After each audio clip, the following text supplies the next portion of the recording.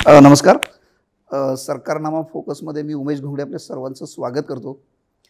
मराठा आरक्षण, ओबीसीचं आरक्षण या दोन महत्त्वाच्या विषयावरती राज्यामध्ये राजकीय पातळीवरचं खूप मोठं रान पेटलेलं आहे. राजकीय पक्षांचे आरोप प्रत्यारोप होत आहेत.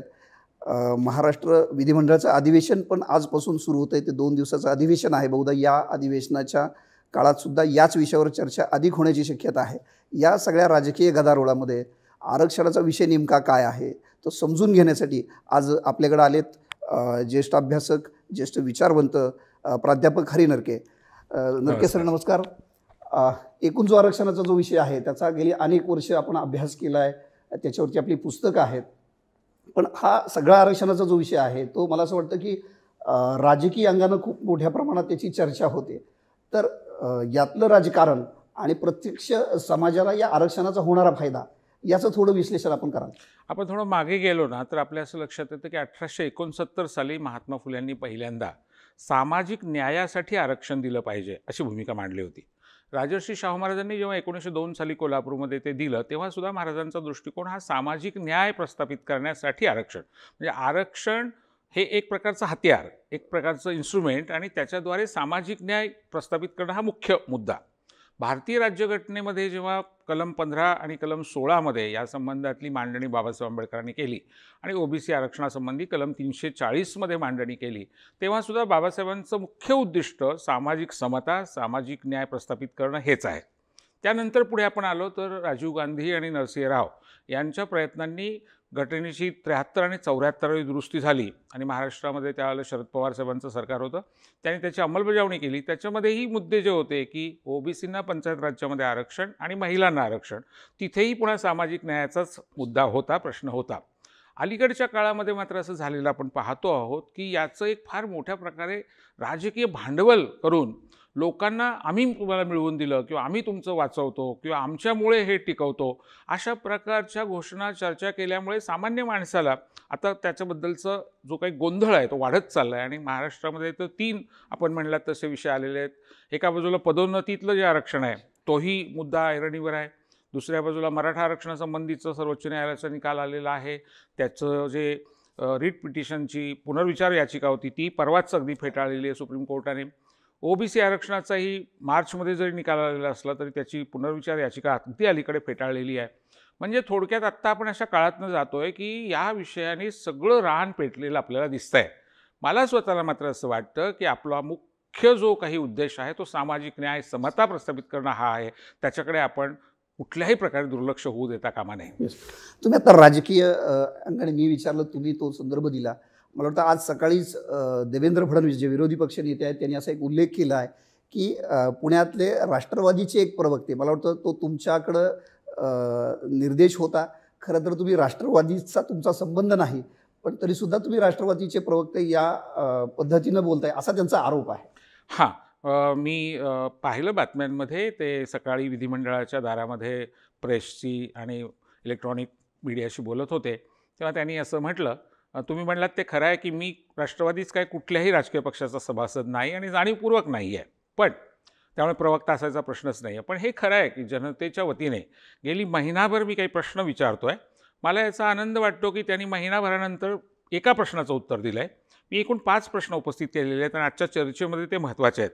बघा, हा जो इम्पिरिकल डेटा जमवण्याच्यासाठी राज्य सरकारने राज्य मागासवर्ग आयोग नुकताच नेमला आहे आणि न्यायमूर्ती आनंद निरगुडे ज्यांची नियुक्ती मुंबई हायकोर्टाने केलेली आहे आणि त्यांच्या नियुक्तीनंतर त्याचं कामही सुरू झालं आहे अशी माझी माहिती आहे आणि ते डेटा जमा करण्याच्या प्रक्रियेला सुरुवात करत आहेत. या पार्श्वभूमीवर मी 5 प्रश्न जे विचारले त्यातला पहिला प्रश्न असा होता की केंद्र सरकारची बाजू त्याचे वकील म्हणून घेतल्यासारखी, प्रवक्ते म्हणून घेतल्यासारखी आदरणीय देवेंद्र फडणवीस साहेब जे माजी मुख्यमंत्री आहेत आणि विरोधी पक्ष नेते आहेत आणि नेते आहेत मोठे महाराष्ट्राचे आणि देशाचे, तर त्यांनी असं म्हटलं आहे वारंवार की केंद्र सरकारकडे जी 2011 सालची आकडेवारी आहे ती पूर्णपणे याच्यासाठी उपयोगी नाही किंवा अनावश्यक आहे आणि ती मागू नये. माझ्याकडे इथे एक पत्र आहे, हे देवेंद्र फडणवीस साहेबांच्या सहीचं पत्र आहे. त्यांच्या लेटर हेडवर त्यांनी 1 ऑगस्ट 2019ला हे पत्र त्यांनी केंद्र सरकारला लिहिलेलं आहे, नीती आयोगाला लिहिलेलं आहे. आणि त्या पत्रामध्ये काय म्हटलं आहे देवेंद्र फडणवीस साहेबांनी, subject regarding socio economic caste census 2011 data requirement. आज तर त्यांनी असा श्लेष काढायला सुरुवात केली आहे की इम्पिरिकल इन्क्वायरी वेगळी आणि इम्पिरिकल डेटा वेगळा. त्यांच्या पत्रात त्यांनी डेटा शब्द वापरला आहे, त्यांच्या पत्रामध्ये त्यांनी इम्पिरिकल इन्क्वायरी शब्द वापरलेला नाही. पण आता कसं आहे माहिती आहे का, सरकार बदललं की यांच्या भूमिका बदलतात. काय म्हटलं आहे त्यांनी पत्रामध्ये? त्यांनी असं म्हटलं आहे की 2011 साली मनमोहन सिंग सरकारच्या काळामध्ये सामाजिक आर्थिक जातनिहाय जनगणना जी करण्यात आली, नेहमीच्या जनगणनेपेक्षा ही वेगळी होती. त्याच्यामध्ये जी आकडेवारी जमा केलेली आहे ती आम्हाला पंचायत राज्यातलं ओबीसीचं आरक्षण वाचवण्यासाठी हवी आहे आणि ती केंद्र सरकारने आम्हाला द्यावी. पत्र क्रमांक 1. जर केंद्राकडची माहिती गरजेचीच नाही, ती मिळवायचीच नाही आणि त्याची गरजच नाही असं वारंवार ही माणसं म्हणत आहेत, मग तुम्ही का मागितला होता 19 साली? प्रश्न क्रमांक 1.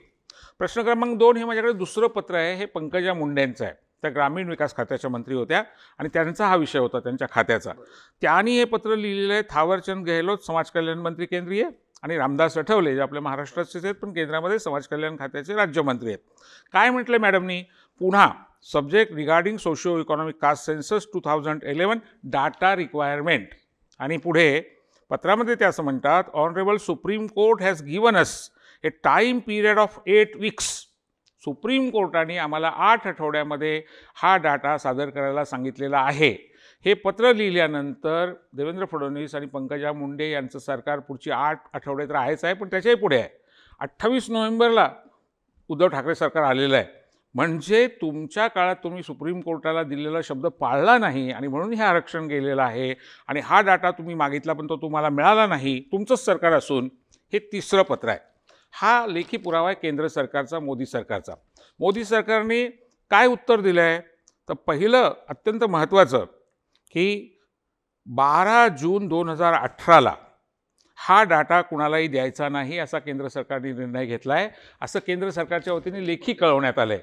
मला सांगा 18 साली मनमोहन सिंग सरकार होतं का? हे सांगतायत की मनमोहन सिंगांनी निर्णय घेतला, मनमोहन सिंगांनी निर्णय घेतला द्यायचा नाही. 18 साली तर मोदी सरकार होतं. नंबर 1. नंबर 2, या पत्रात पुढं काय म्हटलं केंद्र सरकारने? आमचा अजून अभ्यास चालू आहे. आता हे सांगतायत की आज त्यांनी ट्विट केलं आणि त्याच्यामध्ये असं म्हटलं की 8 कोटी चुका आहेत त्याच्यामध्ये आणि एकट्या महाराष्ट्रासाठी 70 लाख चुका आहेत. थोडा वेळ आपण मान्य करू की त्या चुका आहेत, असं आपण चर्चेसाठी वादासाठी मान्य करू. सवाल असा आहे की जो डाटा जमवायला 2 वर्ष लागली त्याचा 7 वर्ष ते अभ्यास करतायत आणि या पत्रात पुढे लिहिलं की अजून आमचा अभ्यास चालू आहे. असं आहे की तो डाटा जर चुकीचा आहे असं तुम्हाला लगेच कळलं होतं तर मग आता अभ्यास कसला करताय? जो जमवायला 2 वर्ष लागली त्याचं 7 वर्ष कसं काय अभ्यास चालू आहे आणि अजूनही चालू आहे पुढे? आणि तिसरा आणि महत्त्वाचा मुद्दा आहे, तो डाटा समजा चुकीचा आहे तर तुम्ही नवीन बिनचूक का नाही जमवला? 7 वर्ष तुमचं केंद्रामध्ये सरकार आहे. आता पुढचा मुद्दा, आणि तो खूप महत्त्वाचा आहे. पुढचा मुद्दा असा आहे की प्लॅनिंग कमिशननी मनमोहन सिंग साहेब असताना, कारण यांनी आता प्लॅनिंग कमिशन रद्द केलेलं आहे, ठराव केलेला आहे. आणि तो मी अगदी थोडक्यात तुम्हाला वाचून दाखवतो, कारण आपण पुराव्याच्या आधारे बोलूया. भावनिक चर्चा करण्यात काही मला अर्थ वाटत नाही. हा बघा 6.111 हा 11व्या पंचवार्षिक योजनेचा जो खंड 1 आहे अहवाल भारत सरकारने प्रकाशित केलेला, त्यातला पान नंबर 118वरचा अदर बॅकवर्ड क्लासेस कंसात ओबीसी हा चॅप्टर आहे. काय म्हटलं आहे? The second backward classes commission headed by Bindeshwari Prasad Mandal having basing its calculation on the census of 1931 1931ची आकडेवारी estimated that OBCs constituted 52% of the population. ओबीसीची लोकसंख्या 31नुसार 52% आहे. Recently, the National Sample Survey Office, in its 61st round report on employment and unemployment situation among social groups in India, gave an estimate of OBC constituting 41% of the population. रोजगाराच्या संबंधितला sample सर्वे. आता पुढे असं म्हटलं आहे, state wise OBC wise data on population as well as vital and demographic variables are, इथे फार महत्त्वाची शब्दरचना आहे बघा. The demographical variables are not available which is the main hurdle in the formulation of policies and programmes for the development of other backward classes. Other backward क्लासेसच्या कल्याणाच्या योजना आखण्यासाठी हा मोठा अडथळा आहे की ही आकडेवारी नाही आहे. आणि आता अगदी थोडक्यात पुढे 16.128 मध्ये असं म्हटलं आहे, अतिशय स्पष्ट म्हटलं आहे, like scheduled caste and scheduled tribes, minorities and persons with disabilities, there is an imperative need to carry out a census of OBCs now or in the next census that is 2011 अशी जनगणना केली पाहिजे. In the absence of exact assessment of their population size, काय काय महत्त्वाचं, लोकसंख्या, literacy rate शिक्षण, employment status रोजगार, त्यातही गव्हर्नमेंटमध्ये किती, खाजगीमध्ये किती, असंघटित क्षेत्रात किती, बेसिक सिव्हिक अम्युनिटीज म्हणजे घर आहे की नाही, पिण्याचं पाणी मिळतं की नाही, वीज आहे की नाही, रस्ते आहेत की नाही, हेल्थ स्टेटस, गंभीर स्वरूपाचे आजार, सामान्य स्वरूपाचे आजार, औषध पाण्याची स्थिती, पॉवर्टी स्टेटस, दारिद्र्य रेषा. Human development and human poverty index is very difficult to formulate realistic policies and programmes for the development of OBC. मुख्य मुद्दा उमेश काय आहे तर ओबीसीच्या कल्याणाच्या योजना आखण्यासाठी हे आवश्यक आहे. आणि त्याच्यातून लोकसभेमध्ये 5 मे 2011ला, माफ करा 2010ला समीर भुजबळ यांनी अशासकीय प्रस्ताव मांडला. गोपीनाथ मुंडे भाजपचे उपनेते होते, त्यांनी पाठिंबा दिला.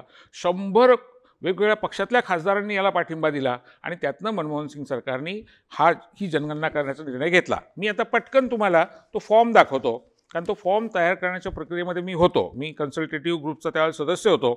35 प्रकारची माहिती या फॉर्ममध्ये एकत्र केलेली आहे. आता इम्पेरिकल डेटा आणि जनगणना याच्यावरनं बुद्धिभेद केला जातो आहे. खरं तर याच्यात जमा केलेली माहिती, शिक्षण, रोजगार, आरोग्य, दारिद्र्य, ही सगळी माहिती ही इम्पेरिकल डेटाचाच भाग आहे. म्हणजे यातली 70-80% माहिती अत्यंत उपयुक्त आहे, पण ती द्यायची नाही. आधी तुम्हाला हवी होती. आता त्याचं गुप्त कारण मी तुम्हाला सांगतो आणि एक गौप्यस्फोट करतो. भारतीय जनता पक्षाची जी मातृसंस्था आहे राष्ट्रीय स्वयंसेवक संघ, त्या राष्ट्रीय स्वयंसेवक संघाचे त्यावेळेचे नंबर 2चं पद असतं त्यांच्याकडे, सरकार्यवाह भैयाजी जोशी यांनी 24 मे 2010ला पत्रक काढून अशा प्रकारची जनगणना करण्यामुळे सामाजिक एकात्मता आणि राष्ट्रीय एकात्मता दुबळी होईल आणि म्हणून आमचा त्याला विरोध आहे असं स्पष्टपणे म्हटलेलं आहे. म्हणजे याचा अर्थ कोल्ह्याला द्राक्ष आंबट, आधीच तुम्ही विरोध केलेला आहे, त्यामुळे झाल्यानंतर त्यात चुका आहेत, ती सदोष आहे, ती सदोष आहे असा आरडाओरडा करणं हा या स्ट्रॅटेजीचा भाग आहे. माझं म्हणणं असं आहे की आम्ही या प्रकारचे प्रश्न उपस्थित केले, महिना झाला त्याला उत्तर नव्हतं. मी एक मुद्दा असा मांडला होता की न्यायमूर्ती रोहिणी आयोगाला केंद्र सरकारने हा डाटा दिलेला आहे आणि त्याच्यावर देवेंद्र फडणवीसांनी आज असं म्हटलं आहे की नाही, आम्ही तो दिलेला नाही. खरं म्हणजे या प्रकारची माहिती हिंदूसारख्या वर्तमानपत्रामध्ये प्रकाशित झालेली मी स्वतः वाचलेली आहे, पण देवेंद्र फडणवीसांनी खुलासा केला की दिली नाही. माझा सवाल असा आहे की ही आकडेवारी आहे कोणाच्या ताब्यात? रजिस्ट्रार जनरल ऑफ इंडिया आणि रोहिणी कमिशनचे एक सभासद रजिस्ट्रार जनरल ऑफ इंडिया आहेत. आता माझा मुद्दा असा आहे की त्यांना काही त्यांचा चेहरा फार दिसायला गोड आहे म्हणून नाही सभासद केलेलं, त्यांच्याकडचा डाटा त्यांना देता यावा याच्यासाठी सभासद केलेला आहे. मग रोहिणी आयोगाचा सभासदच मुळी जर का रजिस्ट्रार जनरल असेल तर त्यांना डाटा दिला नाही या म्हणण्याला कोण भुलेल, कोण फसेल? ही मंडळी बुद्धिभेद करण्यामध्ये, शब्दच्छल करण्यामध्ये पिढ्यानपिढ्या आपलं आयुष्य वेचलेले असल्यामुळे वारंवार अशा प्रकारचे युक्तिवाद ते करणार. पण मला आनंद वाटतो की माननीय विरोधी पक्षनेत्यांनी महिन्याभराने का होईना 5 पैकी एका मुद्द्यावर तोंड उघडलं आहे. आशा करतो की उरलेल्या 4 मुद्द्यांची सुद्धा उत्तरं ते देतील. या विषयावरनं सर राजकीय आरोप प्रत्यारोप मोठ्या प्रमाणात होत आहेत. खरं तर जी वस्तुस्थिती आहे, समाजाचे प्रश्न सोडवणं, त्यांना आरक्षण देणं हा खरा मुद्दा यातला आहे. फक्त तो सोडून राजकारण आरोप प्रत्यारोप होत आहेत. काँग्रेसचे काही नेते आहेत जे असं म्हणत आहेत की जनगणना आवश्यक आहे आणि स्वतः विरोधी पक्ष नेते असं म्हणत आहेत की इम्पेरिकल डाटा आवश्यक आहे, त्यासाठी जनगणनेची इन्क्वायरी डेटा पण नको. तर नेमकं लोकांना आरक्षण मिळण्याच्या दृष्टीने काय आवश्यक आहे? आता कसं आहे बघा, लोकांच्यासाठी ना रोजगार, शिक्षण, आरोग्य, निवारा, बिजली, सडक, पाणी हे लोकांच्या दृष्टीने महत्त्वाचे विषय आहेत. आणि ते कसे मिळतील तर तुम्ही अर्थसंकल्पामध्ये त्याच्यासाठी काय तरतूद करता. शेवटी उमेश, सरकार तोंडाने काय बोलतं, काय भाषणं करतं, काय मन की बात करतं त्याला काही किंमत नाही. बजेटमध्ये तुम्ही काय करता? मी अतिशय स्पष्टपणाने मुद्द्यावर येतो. बजेट काय सांगताय बघा. मोदी सरकारचं यावर्षीचं बजेट काय लबाडी आहे? लबाडी अशी आहे की ओबीसीला जे बजेट दिलेलं आहे त्याच्यामध्ये EWS जे नवीन सुरू केलं निवडणुकीच्या तोंडावर त्यांनी, जे उच्चवर्णीयांमधले गरीब लोक आहेत त्यांना देण्यासाठी ओबीसीचा पैसा तिकडे वळवला आहे.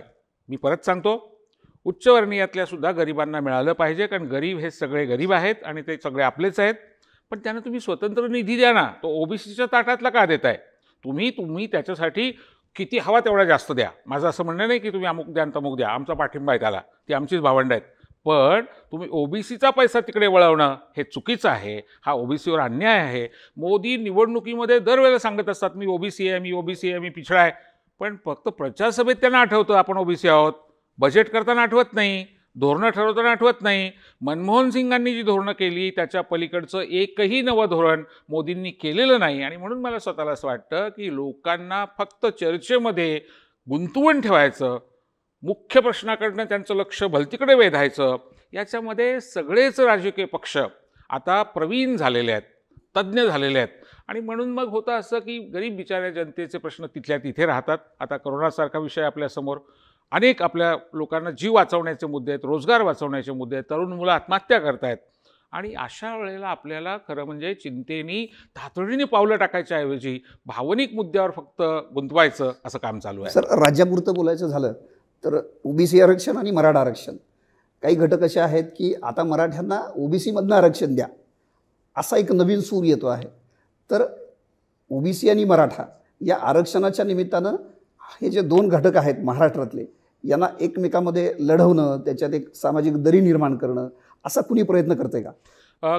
असं बघा, आपल्या राज्याचा जर आपण मागे जाऊन इतिहास पाहिला तर आपल्याकडे अगदी संत चळवळीपासून एकोपा गोळ्यामेळ्याने राहणं, म्हणजे संत नामदेवांपासून संत ज्ञानेश्वर, एकनाथ, तुकाराम, सावतामाळी असे सगळे जर आपण घेतले तर आपल्या लक्षात येईल की त्यांची जी मुवमेंट आहे ती एकोप्याची वारी. आज सगळ्या जाती धर्माचे लोक त्याच्यामध्ये एकोप्याने जातात येतात. आता करोनामुळे आपल्याला त्याच्यावर बंधनं आणावी लागली.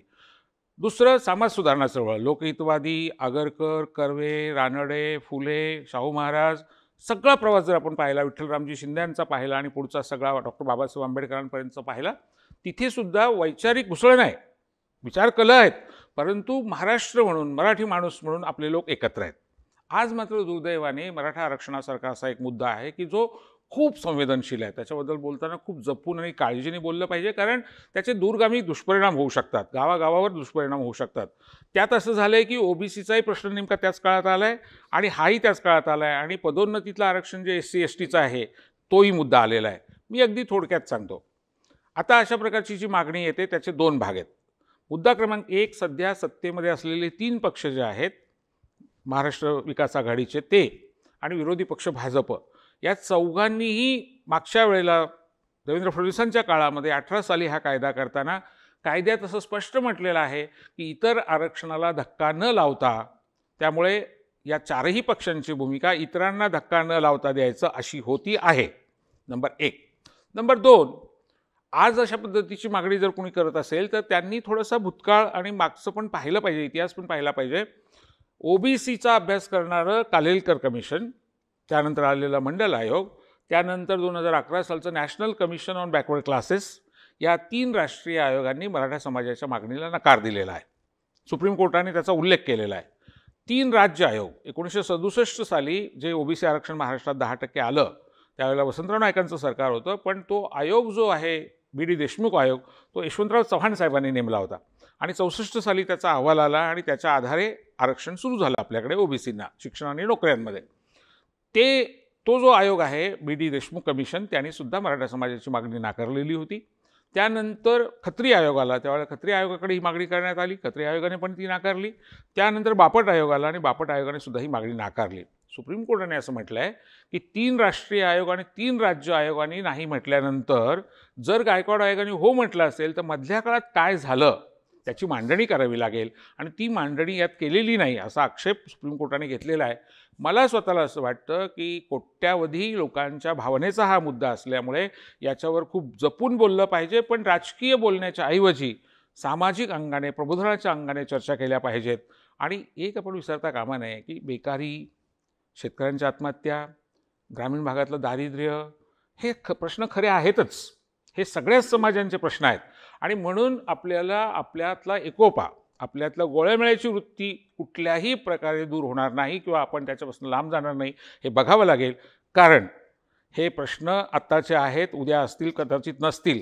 आपण हजारो वर्षांपासून आहोत आणि मराठी माणूस 1200 वर्षापूर्वी, मी जो अभिजात मराठीचा रिपोर्ट लिहिलेला आहे उमेश सांगतो, 1200 वर्षापूर्वी उद्योतून सुरी नावाच्या लेखकाने असं म्हटलं आहे की मराठी माणसं धट्टीकट्टी असतात, कष्टाळू असतात, योद्धा असतात, ही अतिशय काटक असतात, काळी सावळी असतात, पण एकच दोष आहे, अत्यंत भांडकुदळ असतात. तेव्हा भांडकुदळ असणं याला काही आक्षेप नाही, पण भांडण करताना सुद्धा आपल्याला हे लक्षात ठेवलं पाहिजे की आपल्याला गोळ्यामेळ्याने राहायचं आहे, एकोप्याने राहायचं आहे आणि तरच आपण इथल्या प्रतिगामी शक्तीला उत्तर देऊ शकू. प्रतिगामी शक्तीचा कायम प्रयत्न राहणार की सामाजिक पातळीवर फूट व्हावी, सामाजिक पातळीवर दुही निर्माण व्हावी. आणि म्हणून मला स्वतःला असं वाटतं की हा प्रश्न मांडत असताना पवारसाहेबांसारखे अतिशय जाणते नेते जे आहेत, यशवंतराव चव्हाण साहेबांचा वारसा घेऊन आलेले जे नेते आहेत, त्यांनी तुम्ही बघा ओबीसी आरक्षणाची अंमलबजावणी पवारसाहेबांच्या काळात झाली.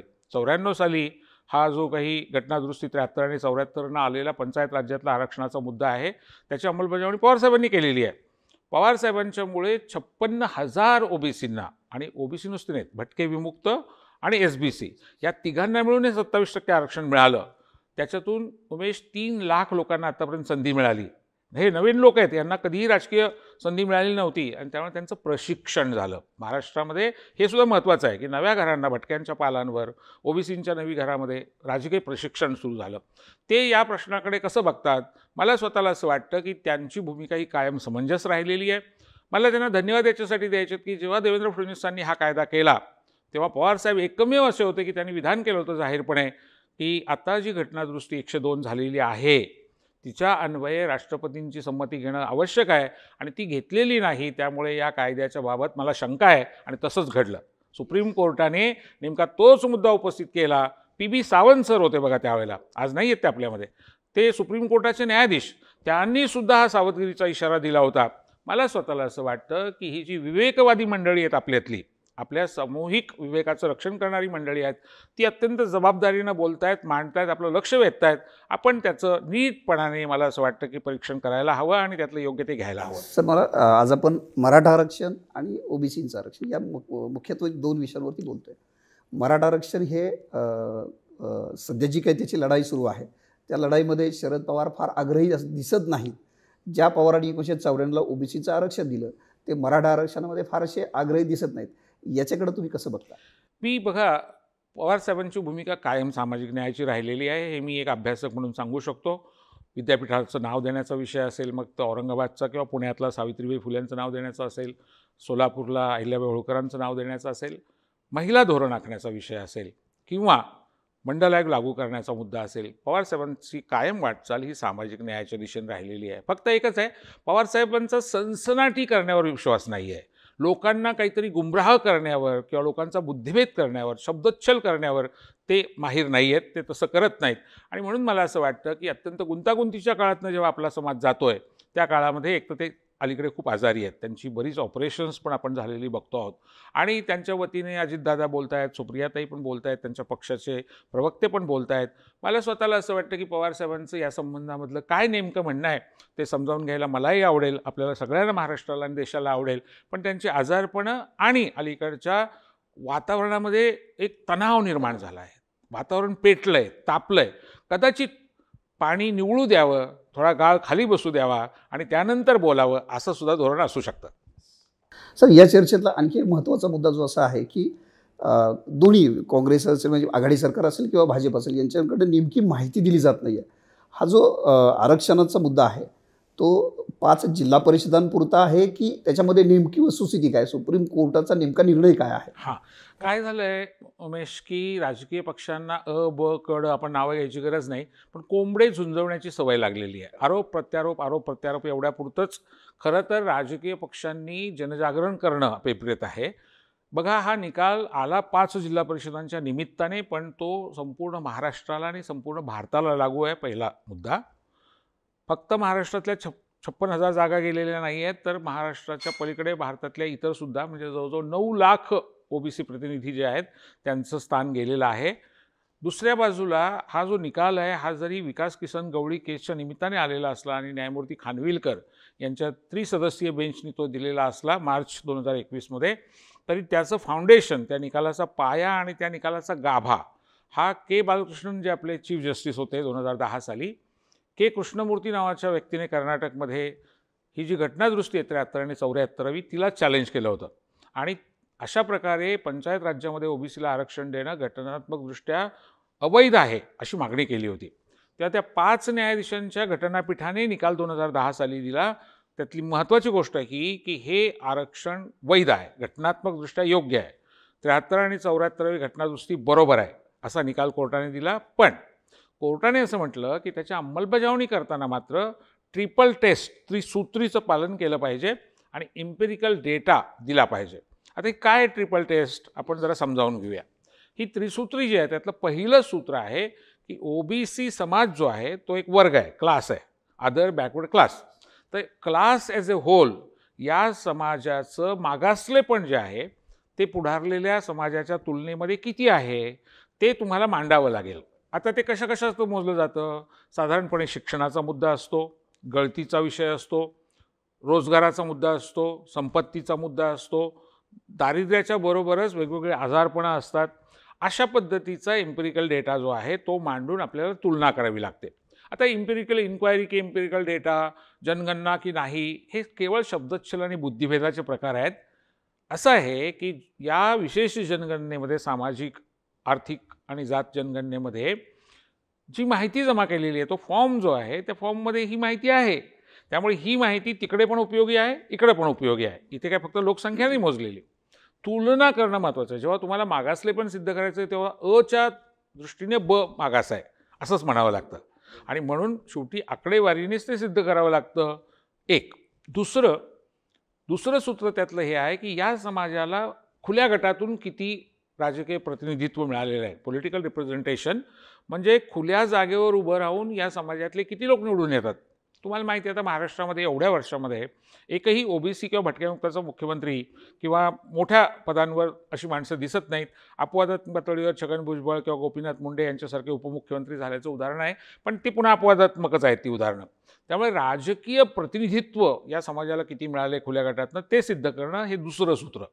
आणि तिसरं आणि महत्त्वाचं सूत्र अनुसूचित जाती, अनुसूचित जमाती, इतर मागासवर्गीय, त्यात भटके विमुक्त, SBC म्हणजे विशेष मागास प्रवर्ग, गोवारी, माना, हलवा कोष्टी वगैरे सगळे, या सगळ्यांना मिळून या 27% राखीव जागा एकत्र आहेत. शिक्षण आणि नोकऱ्यांमध्ये 11% भटके विमुक्त अ ब कडं वेगळं आहे, SBC 2% वेगळं आहे, OBC 19% वेगळं आहे.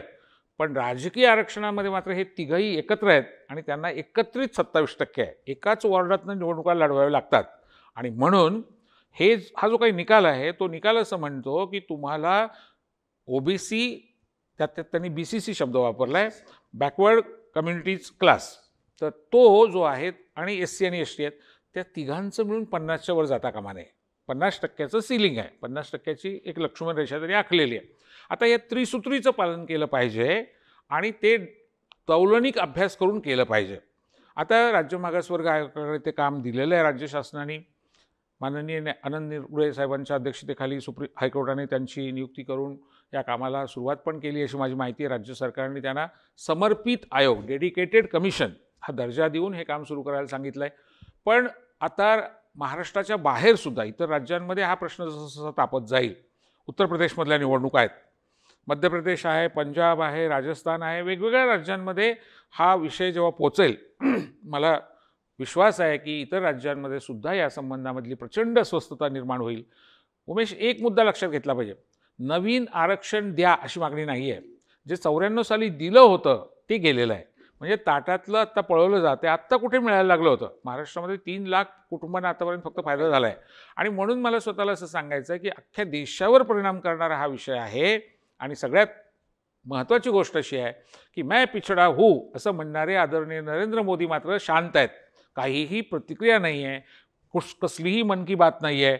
आणि मग मला स्वतःला असं वाटतं की यातनं कळतं की तुम्हाला कोणत्या प्रश्नावर ट्विट करावं असं वाटतं, कोणत्या प्रश्नावर तुम्ही व्यक्त होता, कोणत्या प्रश्नावर तुम्ही भाषणं करता. आणि या प्रश्नांवर आता मार्चमध्ये निकाल आला आहे, 4 महिने झाले, अजून सगळं मौन आहे.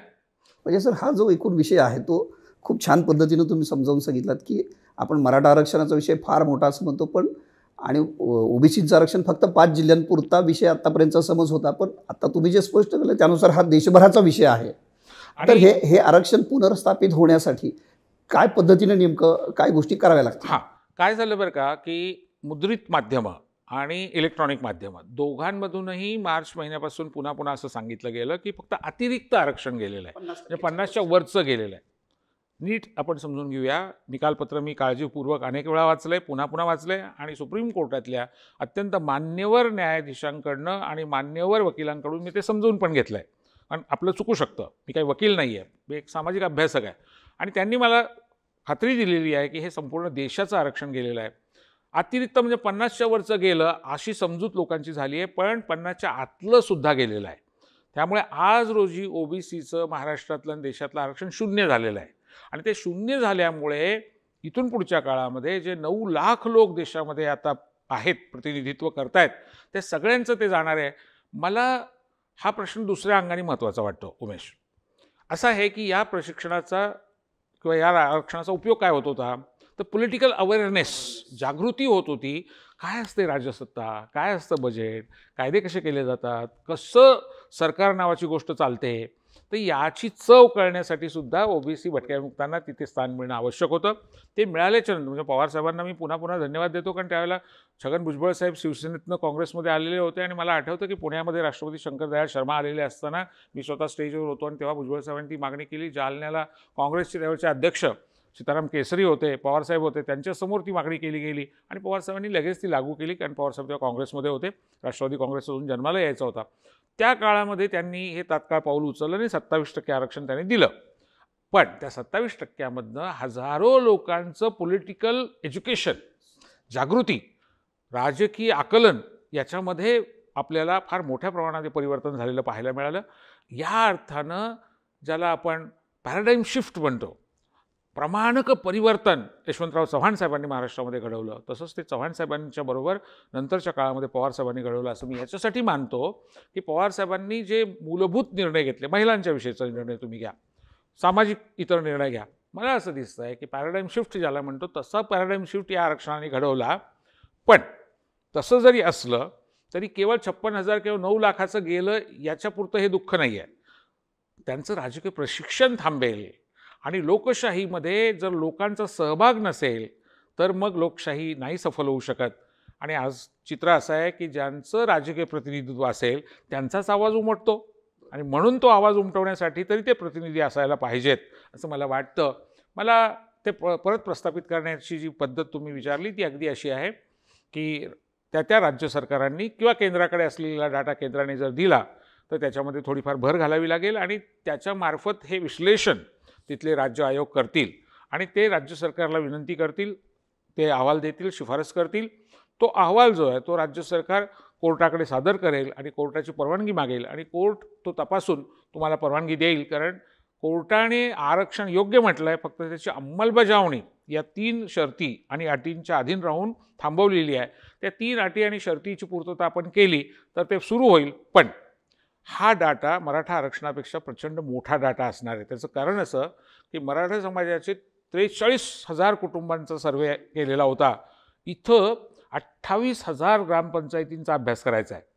इथे 364 पंचायत समित्या, जवळजवळ 300 नगरपालिका, नगरपंचायती, नगरपरिषदा, 36 जिल्हे, 34 जिल्हा परिषदा आणि 27 महानगरपालिका, एवढा मोठा सॅम्पल आहे. 28,000 ग्रामपंचायतीमध्ये ओबीसींची संख्या किती, शिक्षण किती, दारिद्र्य किती, रोजगार किती, निवारा किती, याचा सॅम्पल घेऊन तुम्हाला काम करायचं तर तो फार मोठा असेल. माझ्या समजुतीने 10 ते 12 लाख कमीत कमी कुटुंबांचा अभ्यास करावा लागेल आणि तो पुढच्याही काळासाठी उपयोगी होईल. कारण अशा प्रकारची माहिती ही कधी वाया जात नाही. मोदी सरकारने ती द्यावी असं आम्ही का म्हणत होतो, तर ही माहिती तुमची, माझी, आपली लोकांची घेतलेली आहे, ती आपल्या हक्काची आहे. जेव्हा फोटो तुमचा कोणी काढतं तेव्हा तो फोटो जो आहे तो फोटोग्राफरच्या जसं त्याच्यावर हक्क असतो तसा आपलाही असतो, कारण तो आपला फोटो आहे. सिंग सरकारने, मनमोहन सिंग सरकारने ही माहिती जमा केलेली असली आणि ती मोदी सरकारच्या ताब्यात असली तरी ती त्यांची खाजगी मालमत्ता नाही आहे, ती राष्ट्रीय संपत्ती आहे. आणि तुम्हाला ही माहिती आहे, तुम्ही मीडियात काम करता, डेटा हीच आज सगळ्यात महत्त्वाची संपत्ती आहे. आज जगामध्ये सगळ्यात मोठी जर संपदा असेल तर ती डेटा आहे. सर, खूप महत्त्वाची माहिती आपण दिलीत. मराठा आरक्षणाची चर्चा आपण करतो आहे, मात्र त्यापेक्षा खूप मोठा ओबीसी समाजाचा तोटा या निकालाने झालेला, जो उच्च न्यायालयाने जो निकाल दिला आहे त्यांनी झालेला आहे, याची जी पुनर्स्थापना आहे ते करण्याचं कामसुद्धा खूप मोठं असेल. तुम्ही आता सांगितलं त्याप्रमाणे साधारण 12 लाख कुटुंबांची माहिती महाराष्ट्रातून ती घ्यावी लागेल. तर हे सगळं जी न्यायालयीन प्रक्रिया आहे ही सगळी ज्याला आपण हा इम्पेरिकल डाटा असेल किंवा हा जो एकूण जी काही माहिती गोळा करणं आहे, हा सगळा कालावधी पुन्हा आरक्षण पुनर्स्थापित होण्यासाठीचा कालावधी साधारण किती जाईल? काय झालं आहे की 19 तारखेला या महिन्यामध्ये परवा 15 दिवसांनी 5 जिल्हा परिषदांच्या निवडणुका लागलेल्या आहेत. माझी माहिती अशी की उद्याच माननीय सर्वोच्च न्यायालयामध्ये या संबंधाची राज्य सरकारने जी याचिका केलेली आहे त्याची सुनावणी होणार आहे आणि मला अशी आशा आहे की कदाचित त्याच्यामध्ये सुप्रीम कोर्ट या निवडणुकांना स्टे देईल. त्याचं कारण असं की केंद्र सरकारने ओबीसीचे 3 तुकडे करण्यासाठी जो रोहिणी आयोग नेमला होता त्या आयोगाला सुद्धा नुकतीच 1 वर्षाची मुदतवाढ दिली आणि त्याचं कारण दिले की करोना. त्यामुळे करोना रोहिणी आयोगाला आहे तसा तो इकडे पण आहे, तो देशात आहे, सगळ्या जगात आहे, सगळीकडे. आणि म्हणून मला स्वतःला असं वाटतं की आता फार लवकर येणाऱ्या 6 महिन्यामध्ये माझ्या माहितीप्रमाणे 15 महानगरपालिकांच्या निवडणुका येत आहेत, काही जिल्हा परिषदांच्या निवडणुका येत आहेत. तर त्याच्या आधी हा डाटा तयार करायचा प्रयत्न जरूर असेल, पण जो सॅम्पल साईज आहे तो खूप मोठा आहे, नंबर 1. नंबर 2, तुम्हाला हे आठवत असेल बघा की करोनाच्यामुळे ग्रामपंचायतींच्या काही हजार ग्रामपंचायतींच्या निवडणुका पुढे ढकललेल्या आहेत आणि हा सॅम्पल हा ग्रामपंचायतींसाठी सुद्धा आवश्यक आहे. त्यामुळे मला स्वतःला असं वाटतं की माननीय सर्वोच्च न्यायालय 3 प्रकारे निर्णय घेऊ शकतं. पहिला निर्णय म्हणजे केंद्र सरकारला तो डाटा द्यायला ते आदेश देऊ शकतं. दुसरा निर्णय म्हणजे या निवडणुकांना ते या करोनाच्या पार्श्वभूमीवर त्या पुढे ढकलण्याचा निर्णय घेऊ शकतं.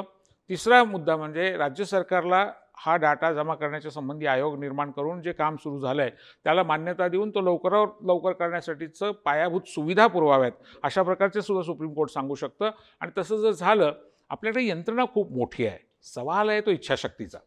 पॉलिटिकल विल ज्याला म्हणतात ते जर असेल तर मला असं वाटतं की याच्यावर सुद्धा मार्ग काढता येईल. फक्त एकच आहे की करोनामुळे शिक्षकांनी घरोघर जाऊन काम करणं, सरकारी कर्मचाऱ्यांनी काम करणं, ग्रामीण विकास किंवा समाज कल्याणच्या अधिकाऱ्यांनी काम करणं हे जीवाशी खेळणं आहे आणि म्हणून थोडंसं कदाचित करोना संपेपर्यंत थोडा वेळ लागेल.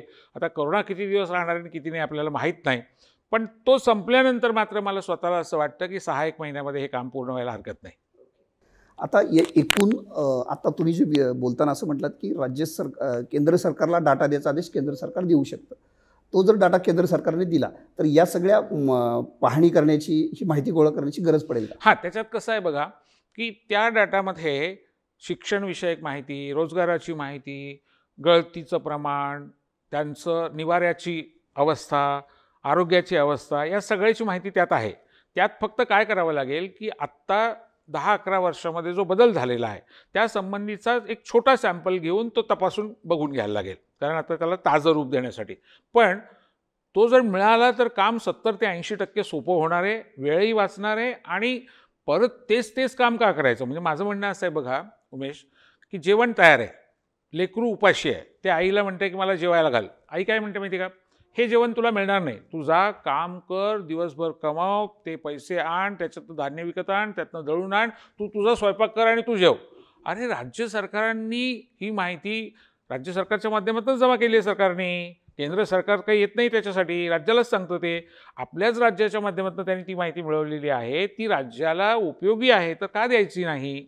हा हटवादीपणा, याचं एक उत्तर दिलं पाहिजे. दुसरं, तो आत्ता पुन्हा एकदा डाटा जमा करायला अडचण नसती जर करोना नसता तर. आता आपण अडचणीत आहोत आणि अशा वेळेला तो द्यायचा नाही, हे काय धोरण आहे? मी परत एकदा सांगतो, आम्ही ओबीसीचे कैवारी आहोत असं दाखवण्याचा आटापिटा करायचा, कारण ओबीसीच्या वोट बँकेवर कायम डोळा आहे, पण ओबीसीचे कसाही असल्यासारखं वर्तन करायचं. शेवटी तुम्ही तोंडाने काय बोलता याला लोक भुलणार नाहीत, तुमचं वर्तन काय आहे, तुमचं आचरण काय आहे ते लोक बघतील. आणि मला असं वाटतं की याचं राजकीय उत्तर जनता त्यांच्या निवडणुकीतल्या मतपेटीतनं नक्की दिल्याशिवाय राहणार नाही. आता तुम्ही असं म्हटलात की ओबीसीच्या मतासाठी भारतीय जनता पक्षाच्या वतीनं हे सगळं आटापिटा केला जातोय. आत्ता या आरक्षणाच्या संदर्भानं बुद्धिभेद केला जातोय भाजपकडून, असंही तुमचं मत आहे. या पार्श्वभूमीवरती काँग्रेस, राष्ट्रवादी किंवा महाविकास आघाडी सरकारच्या वतीनं ज्या पद्धतीनं फडणवीस बोलतात त्या पद्धतीनं अभ्यासू उत्तर द्यायला त्या पक्षाकडून किंवा सरकारकडून कुणी येत नाही आणि म्हणून तुम्ही बोलता आणि म्हणून तुमच्यावरती भाजपचा राग आहे का? मला असं वाटतं बघा काय झालं आहे की एकतर केंद्र सरकार गेली 7 वर्ष ज्या पद्धतीने ईडी, CBI, बाकीच्या शासकीय यंत्रणांचा, केंद्रीय यंत्रणांचा गैरवापर करत आहे, वारंवार करत आहे. आणि ते काही फक्त राजकीय पक्षाचे आरोप नाही आहेत, आमच्यासारख्या सामान्य अभ्यासकाला सुद्धा ते दिसतं आहे. की तुम्ही केवळ विरोधी विचाराच्या संपूर्ण लोकांच्यासाठी अशा पद्धतीच्या कारवाया करून त्यांच्या नाड्या आवळताय आणि एक प्रकारे त्यांच्या बोलण्यावर, त्यांच्या काम करण्यावर बंधनं आणताय. ही एका बाजूला आहे. दुसऱ्या बाजूला काय झालं आहे बरं का, की भारतीय जनता पक्षाकडे त्यांच्या मातृसंस्थेच्या माध्यमातून लाखो लोकांचं ट्रेनिंग झालेलं आहे, प्रशिक्षित, first year training, second year training, third year training. त्यांच्याकडे फार मोठा अशा प्रकारचा थिंक टँक आहे. त्यांच्याकडे पूर्ण वेळ या विषयावर काम करणारी माणसं आहेत. याच्या उलट अगदी पवारसाहेबांसारखे जाणते नेते असताना सुद्धा राष्ट्रवादीकडे अशा प्रकारचं काही प्रशिक्षण आहे का? काँग्रेस जो सगळ्यात जुना पक्ष आहे आणि सगळ्यात मोठा पक्ष एकेकाळचा, त्याच्याकडे अशी काही पद्धत आहे का? शिवसेनेकडे अशी काही पद्धत आहे का? मी नक्की माहिती घ्यायचा प्रयत्न करेन, पण माझ्या समजुतीने आत्ता तरी ती नाही आहे. आणि मग तुम्हाला जेव्हा राजकीय दृष्टीने उत्तर द्यायचं असतं, उमेश, दररोज नवे प्रश्न उपस्थित केले जात आहेत, दररोज नवा बुद्धिभेद केला जातो आहे, दररोज नवा शब्दच्छल केला जातो आहे. त्याची उत्तरं तुम्हाला द्यावी लागतील. आणि जर तुमच्याकडचे राजकीय नेते इडी-पिडा आणि इतर कारणांनी समजा बोलायला घाबरत असतील, तर तुम्हाला अशा पद्धतीचं निर्भयपणानं बोलणारे अभ्यासक जे आहेत त्यांना त्याच्यासाठी प्रवृत्त करावं लागेल. कारण त्यांच्याकडे फार मोठी ट्रोल गँग आहे, त्यांच्याकडे इतर धाकधपटाशा दाखवण्याच्या यंत्रणा आहेत. आणि मला स्वतःला असं वाटतं की माझ्यासारख्याला का बोललं पाहिजे? तर मी तुम्हाला अत्यंत प्रामाणिकपणे, नम्रपणाने सांगतो, मी एका मोलकरणीचा आणि शेतमजुराचा मुलगा आहे. माझी आई मोलकरीण होती, माझे वडील शेतमजूर होते, दोघे निरक्षर होते.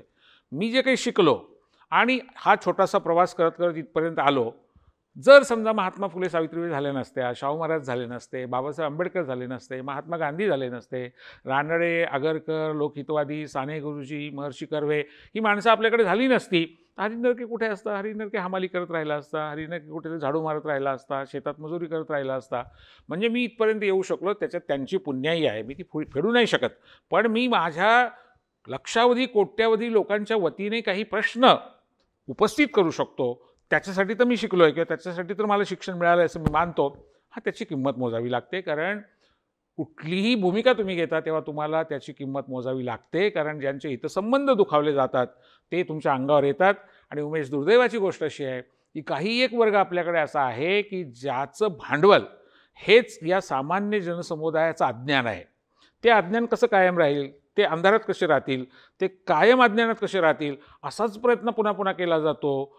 परवा तुम्ही वाचलं असेल की चेतन कुमार नावाच्या कर्नाटकमधल्या एका अभिनेत्याने ब्राह्मणवाद असा शब्द वापरला नुसता, तर तिथल्या कर्नाटक सरकारने नेमलेल्या ब्राह्मण विकास महामंडळाने, त्याच्या मूर्ती नावाचे, सच्चिदानंद मूर्ती नावाचे भाजपचे जे नेते आहेत, त्यांनी त्याच्याविरुद्ध 2 FIR दाखल केले आणि त्याला सतवायला सुरुवात केलेली आहे. 1927 साली बाबासाहेब आंबेडकरांनी आग्रह दिला होता, ब्राह्मणवाद वेगळा, ब्राह्मण वेगळे. ब्राह्मण ही जात असते, ब्राह्मण ही व्यक्ती असते, भांडण त्यांच्याशी नाही आहे.